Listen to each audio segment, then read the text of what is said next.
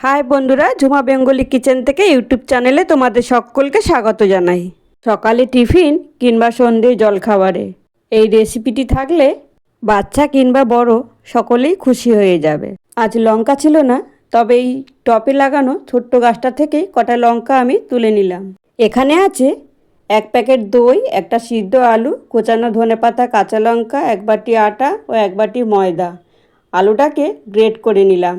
দেখো, এখন এই গ্রেট করা আলুর মধ্যে লবণ, জিরে ধনে গুঁড়ো, লঙ্কা গুঁড়ো, গোলমরিচ গুঁড়ো, ধনেপাতা আর কাঁচা লঙ্কা কুচি, এবার একটু চিনি, 1/2 চামচ কালো জিরে, 2 চামচ মতো সুজি, এই সব কিছু দিয়ে এবার হাত দিয়ে ভালোভাবে মেখে নেব। দেখো, সবগুলো উপকরণ আমি একেবারে মেখে রেডি করে নিলাম। এরপর আটা ও ময়দা দিয়ে ভালো করে আবারও একটু মিলিয়ে নেব। একটু মিলিয়ে নিয়ে এবার দেব টক দই, আর এই টক দই দিয়েই আমি আটাটা মেখে নেব। যদি রেসিপিটি ভালো লাগে তাহলে একটি লাইক দিয়ে পুরো রেসিপিটি দেখার অনুরোধ রইল। যে সকল বন্ধুরা আমার এই রেসিপিটি দেখছো অথচ এখনও পর্যন্ত একটি লাইক দাওনি, সেই সকল বন্ধুদের বলবো একটি লাইক দিয়ে পাশে থাকা বেল বাটনটি প্রেস করে দিও। তাহলে আমি যত নিত্য নতুন ভিডিও আপলোড করব সবার প্রথমে নোটিফিকেশন তোমাদের কাছেই পৌঁছাবে। তোমরা তোমাদের সময় ও সুযোগ মতো আমার দেওয়া রেসিপিগুলো দেখে নিতে পারবে। দেখো, কথা বলতে বলতে আটা মাখা হয়ে গেছে, আর এখন 10 মিনিটের জন্য ঢেকে দিলাম। দেখো, 10 মিনিট হয়ে গেছে। পরোটা বানানোর জন্য আমি আটার লেচিগুলো করে নিলাম। এবার আমি ভালোভাবে বেলে পরোটাগুলো ভেজে নেব। তবে বন্ধুরা, কোনো নিরামিষ দিনে চিন্তা ভাবনা না করেই বানিয়ে ফেলা যায় এমন নিরামিষ টেস্টি ও সুস্বাদু পরোটা। কোনো তরকারি ছাড়াই সস কিংবা শুধুই খাওয়া যেতে পারে এই পরোটা।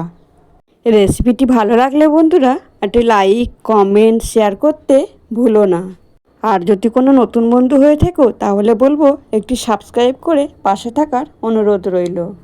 দেখো, পরোটা আমার একটা সাইড ভালো করে ভাজা হয়ে গেল। এবার অপর সাইডটাও ঠিক এইভাবে ভেজে নেব। দেখো, পরোটা ভাজা হয়ে গেছে, এবার আমি নামিয়ে নিলাম। বাকি পরোটাগুলো ঠিক এইভাবে ভেজে নেব। তবে বন্ধুরা, অবশ্যই এইভাবে একদিন আমার মতো পরোটা বানিয়ে খেয়ে দেখো, আর খেতে কিন্তু দারুণ লাগবে। নিজেও খাও আর বাড়ির আরও সদস্যদেরও খাইও, দেখবে তারা আবারও রিকোয়েস্ট করবে এইভাবে পরোটা বানানোর জন্য। যারা পরোটার প্রিয় তারা তো পরোটা খাবেই, আর যারা পরোটা পছন্দ করে না তারাও একটার জায়গায় আরও 2টো বেশি খাবে।